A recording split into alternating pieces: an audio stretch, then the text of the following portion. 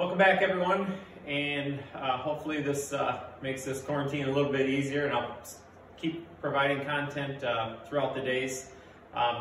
We've really been focused on kind of short swings, putting.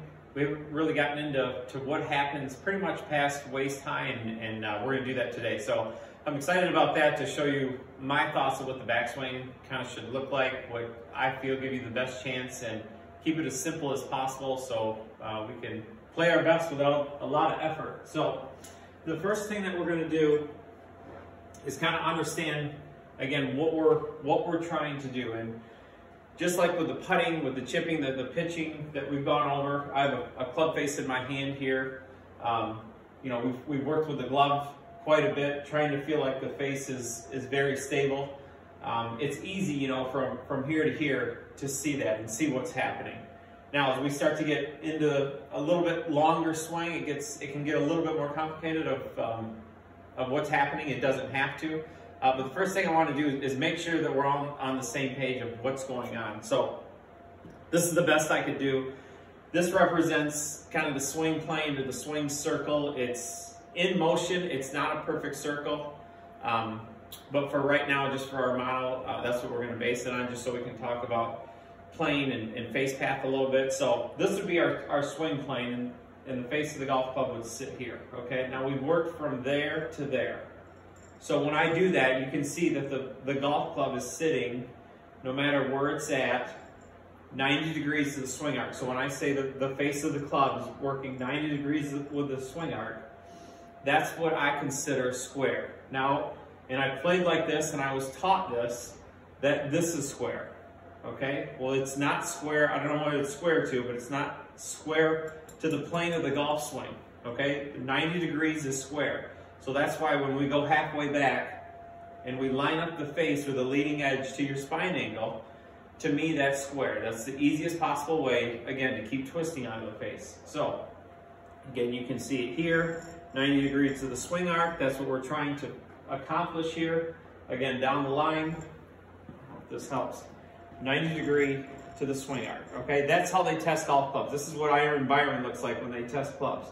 Now, as they go up, you can see that face is shut. So we're going to have to talk about that a little bit. You know, what's happening to not make the face shut. Now, in my opinion, if we were going to err a little bit, I'd rather have the face a little bit more shut than a little bit more open up top. Again, less twisting, less timing, easier for you and me to play golf. So now that we've got kind of that handled, we'll talk about what happens or what we need to work with. Okay, there are two movements or two motions that we're working with. I'll put this glove on again.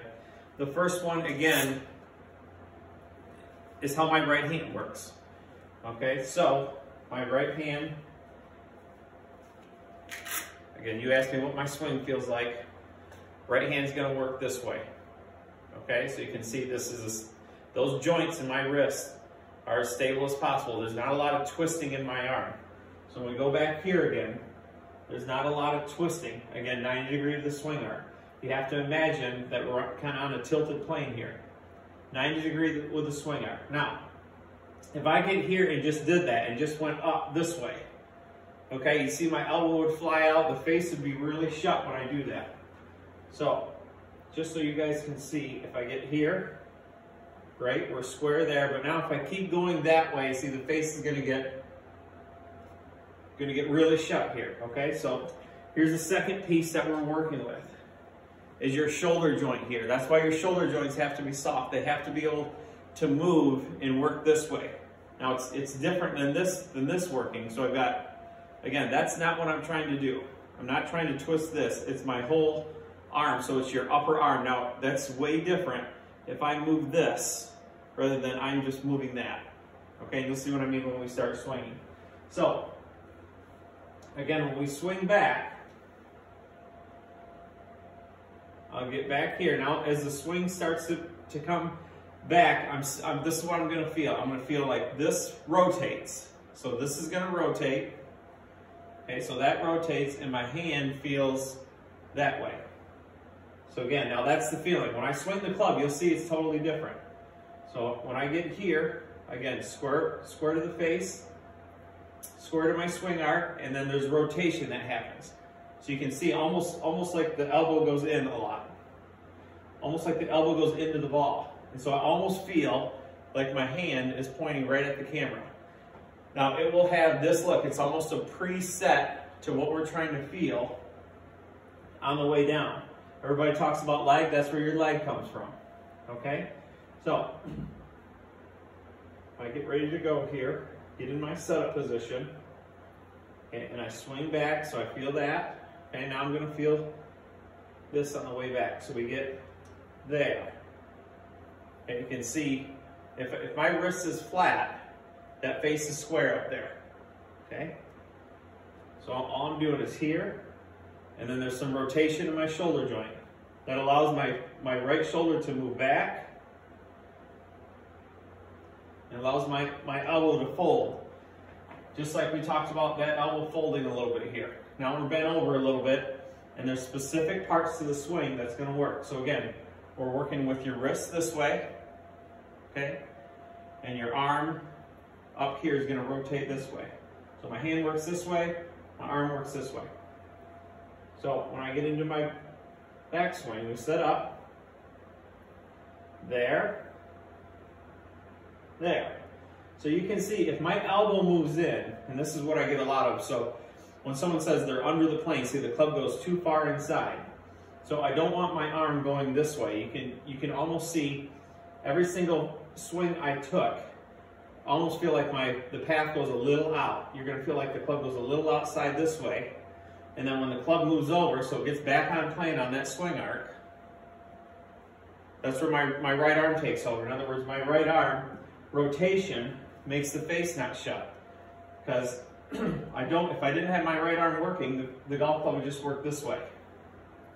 Okay, so that face is extremely shut. So when I get out here, see my right arm helps me get the path of the club moving away from the ball and squares the face up top.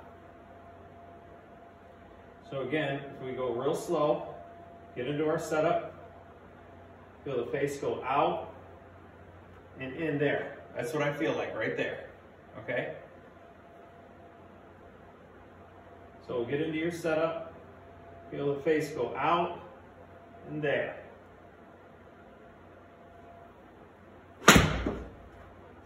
So the hand feels very square now, all the way through the strike. Now if we fast forward a little bit, again, we're going to feel the same thing on the way down. We're not going to so concentrate on it today. I just want you to feel what the backswing feels like to get it all the way up top. Now, just to give you a little preview, when we do come back down, we're going to do the same thing. That rotates back down, and the face, again, gets 90 degrees to my swing arc. So I feel a lot of stabilization through the face, again, so I don't have to twist it. So just in review,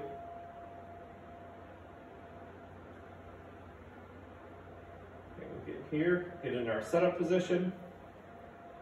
Again, face is more out, see it's 90 degrees, and I use the upper arm to get me in that position.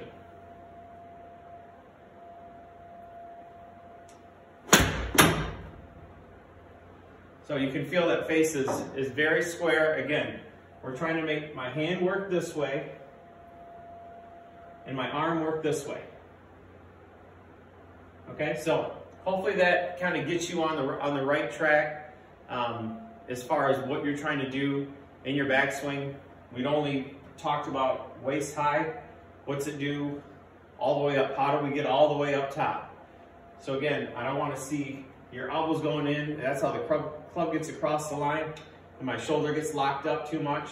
You want to feel like the club goes out and there's rotation. So when I rotate, when this arm rotates, it almost feels like it stretches my shoulder back. So that's my position back there in the backswing. So again, out, position in the backswing. Okay, so hopefully that helps, and we'll start to continue and talk about what we're going to do with your lower body as well. But hopefully that kind of gives you somewhere to go as far as learning what squareness is. Squareness is the swing arc, and how to get to the club to the top of the golf swing.